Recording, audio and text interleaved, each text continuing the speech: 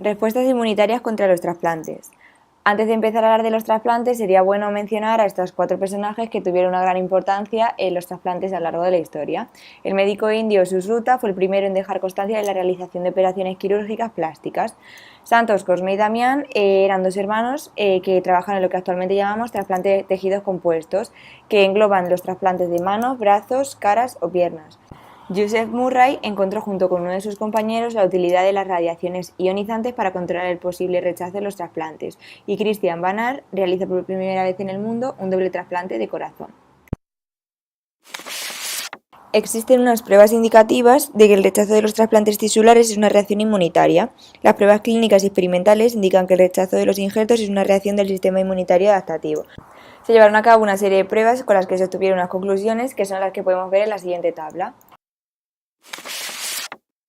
Antígenos de trasplante. Los antígenos de los aloinjertos que sirven de principales diana del rechazo son proteínas codificadas por el CPH. La respuesta a antígenos del CPH de las células de otro individuo es una de las respuestas inmunitarias más frecuentes conocidas. Los linfocitos T se encargan del reconocimiento de moléculas halógenas del complejo principal de histocompatibilidad, y tenemos 2 métodos, el normal o el haloreconocimiento, el cual podemos dividir en 2 subtipos. En el normal, la molécula propia del CPH presenta el péptido extraño al linfocito T seleccionado para reconocer débilmente al CPH propio, pero también puede identificar complejos TPH propio péptido extraño. Dentro del haloreconocimiento, en el tipo 1, el linfocito T restringido por el CPH propio reconoce la molécula halógena de CPH cuya estructura se parece a la del complejo CPH propio péptido extraño. Y en el tipo 2, el linfocito T restringido por el CPH propio reconoce una estructura formada por la molécula halógena del CPH y el péptido unido a ella. Unitaria frente a los trasplantes. Los antígenos del injerto que se expresan en las células dendríticas del donante o son capturados por células dendríticas del receptor son transportados a los órganos linfáticos periféricos, donde se activan los linfocitos T específicos frente a un haloantígeno. Los linfocitos T migran de nuevo al injerto y destruyen las células del injerto. También se producen anticuerpos frente a antígenos del injerto que pueden contribuir al rechazo. El ejemplo mostrado es el de un tejido renal, pero los mismos principios generales se aplican a todos los órganos trasplantados.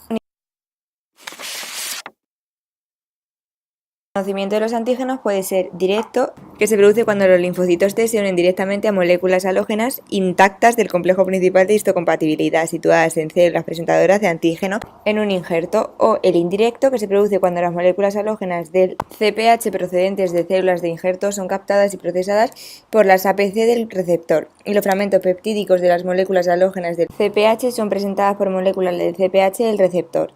Las APC del receptor también pueden procesar y presentar proteínas del injerto diferentes a las moléculas halógenas del CPH. También existe un modelo in vitro de reconocimiento, que es la reacción linfocítica mixta.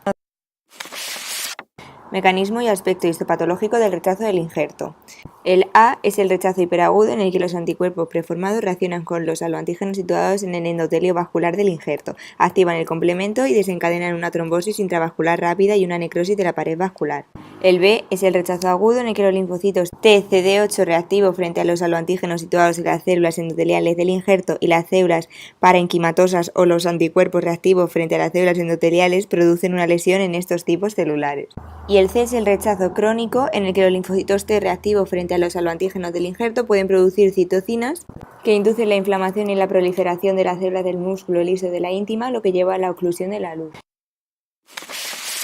Tratamientos de rechazo del injerto. Estos son algunos fármacos usados para tratar el rechazo de injertos de órganos y sus mecanismos de acción, como la ciclosporina o el tacrolimus, que es un inhibidor de la calcineurina, pero no se utiliza tan ampliamente. Es necesario saber que la piedra angular de la prevención y del tratamiento del rechazo de los trasplantes de órganos es la inmunodepresión, diseñada sobre todo para inhibir la activación del linfocito T y las funciones efectoras.